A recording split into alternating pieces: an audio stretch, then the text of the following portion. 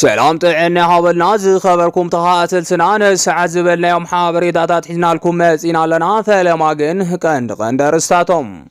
نبر بريزيدنت تግራይ ናብ መቐለ ከም ዝጓዓዝ ዝገልጽ ዜና ወጽዮም መንገዲ ኤርትራን ትግራይ ሱርዕ ምንቅስቃስ ምጅማሩ ዝገልጹ ዜናታት ወጽዮም ጀነራል ታደሰ ወረደ ሓድሽ አንፈት ንሰራዊት ትግራይ ሂቦም ወኪላት ኤርትራ ሽረ ከም ዝኣተው ዝገልጽ ዜና ወጽዮም እዚኦምን ካልኦትን ኣለውና ሕጂ ድማ ናብ ዝርዝሮም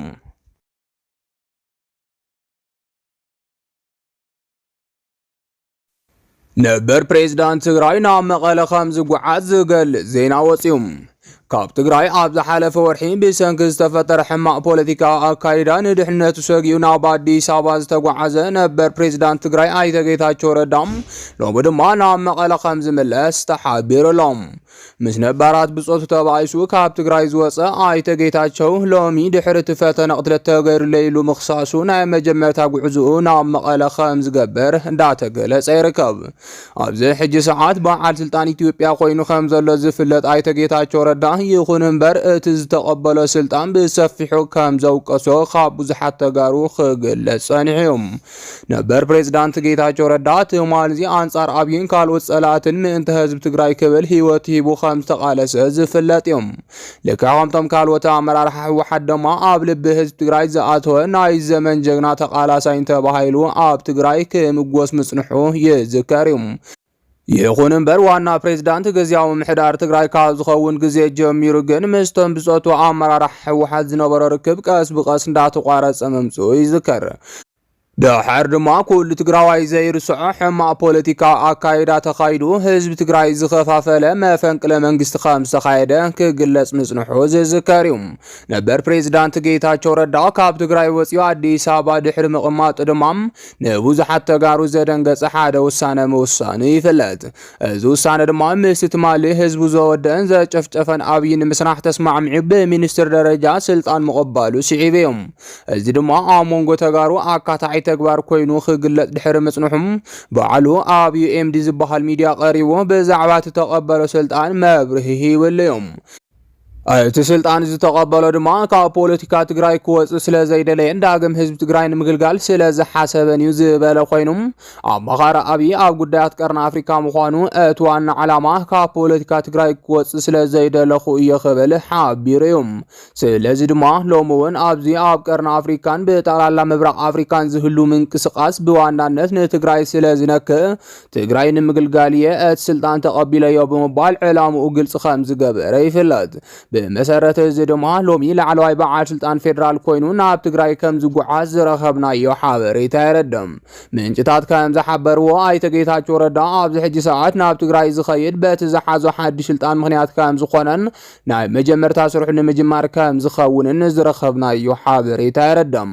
ሎሚ ወይ ጽባሕ ናብ ትግራይ ተጓዓይዙ ምስ ናይ ትግራይ ሓለፍቲ ከም ዝራኸብን ብዛዕባ ኣብቲ ከባቢ ዘሎ ምንቅስቃሳት ከም ዝግምገምን ከም ዝዝቲን ተገሊጹሎም ምስትናይ ሕዝብ ፕሬዝዳንት ትግራይ ዝኾነ ጀነራል ታደሰ ወረደ ከም ዝቲ ድማ ዝረኸብናዮ ሓበሬታ ይረድም እዚ ድማ ፈለማ ናይ ጌታቸው ረዳ ናይ ስራሕ ዑደት ከም ዝኾነን ከምቲ ዝበልኦ ብትግራይ ከም ዝጀመረን እንዳተገለጸ ይርከብ ክልቲኦም ክካሰሱ ጸንሑ ማለት እውን ኣይተ ጌታቸውን ጀነራል ታደሰን ተራኺቦም ከም ዝቲ ድማ ዝረኸብናዮ ሓበሬታ ይረድም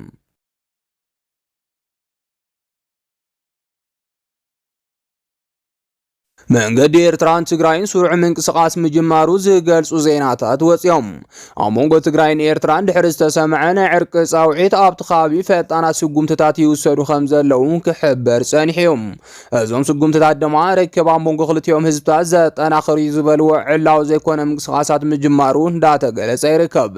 ነስዒቡ ድማ ሎሚ ኤርትራን ትግራይን ዘራኽበን መንገድታት ክፍቲ ከም ዝገበራ ይግለጽ ኣሎ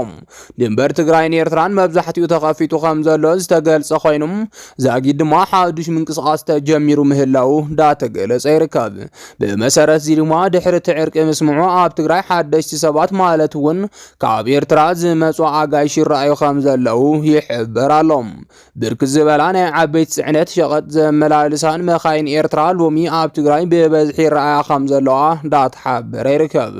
ስሩዕ ዕዳጋታት ኣብ መንጎ ክልቲኡ ህዝቢ ኣብ ሓደ ናይ ድንበር ከተማ ከም ዝተጀመረ ድማ ብስፍሓት ይቃ ተቃላሓሎም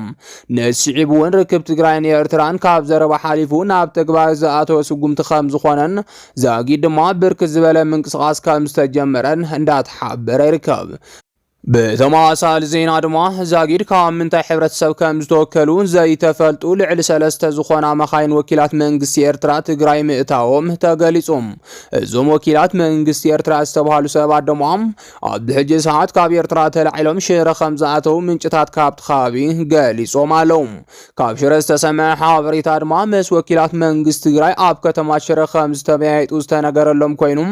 ናይ ኤርትራ መንግስቲ መልሚሉ ዝለኣኹም ሰባት ከም ዝኾኑ ድማ ተሓቢሩሎም። ነዚዑ ካብ ዝሕጂ ሰዓት ኣብ ከተማ ሽረ ምስ ወኪላት ሕወሓት ዘተኽገብሩ ኣብ ምድላዋት ከም ዘለው ዝተነገረ ኮይኖም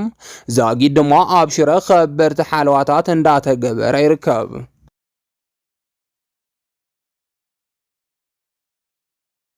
ጀነራል ታደሰ ወረደ ሓድሽ አንፈት ንሰራዊት ትግራይ ሂቦም። ጀነራል ታደሰ ወረደ እንትሽየም ብርክት ዝበሉ ጸላእት ትግራይ ወይሮሞ ዝርከቡ ብቐልጣይኹም ብተዘዋዋሪ ክቃወሙ ጸኒሖም እዮም። ምክንያቱ ድማ ኣዛዝ ሰራዊት ምዃኑን ኣብ ምምራሕ ውግእ ልምዲ ስለ ዘለዎን ምዕራብ ትግራይ ይኹን ካልኦት ቦታታት ወይሮም ዘለዎ ኣካላት ብወተሃደራዊ ጥበብ ካብ ቦታና ከባረና ኢሎም ስለ ዝሰጉ እዩ። ነዚዒቡ ድማ ዞባ ምዕራብ ትግራይ ሎሚ ካብ ኢድ ወረርቲ ዝወጸሉ ሰዓት ተቃሪቡ ምህላው ይግለጽ ኣሎም። ከም ዝፍለጥ ቅድሚ ሕዚ እውን ጀነራል ታደሰ ወረደ ፕሬዝዳንት ድሕሪ ምዃኑም ብዛዕባ ዞባ ምዕራብ ትግራይ ሓድሽ ክስተት ክስማዕ ምጅማሩ ምግላጽና ይዝከር። ላዕለዋይ ኣዛዝ ሰራዊት ትግራይ ኮይኑ ዝጸንሐ ጀነራል ታደሰ ወረደ ብሕወሓት ተመሪጹ ከም ዝተሸመ ይፍለጥ። ነዚዒቡ ድማ ኣብ ብዙሓት ተጋሪኹን ፈተውት ትግራይ ብዛዕባ ወዲ ወረደ ስግኣትን ተስፋን ዝሓዙ ዝነበሩ ኮይኖም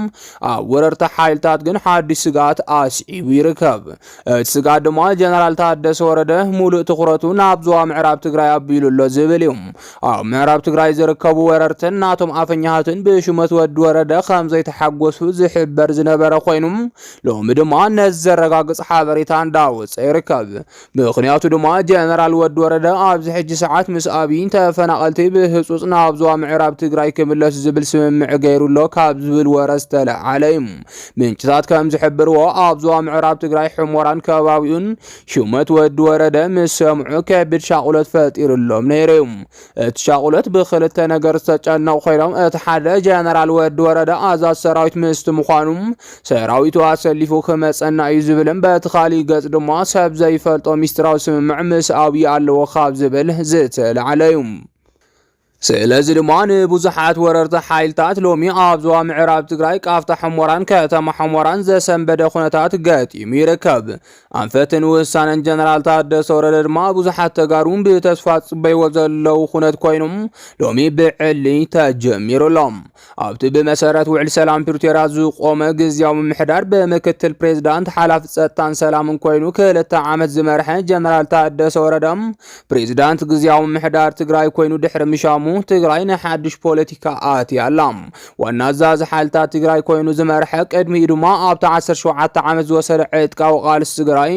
ካብ ተራ ወተሃደር ክሳብ ኣዛዚ ኾር ኮይኑ ምስ ሕወሓት ተዋጊኡን ዝተዋግአን ወዲ ወረደ ሎሚ ሰራዊት ትግራይ ሒዙ ገጹ ናብ ምዕራብ ትግራይ ኣዝይሩሎም።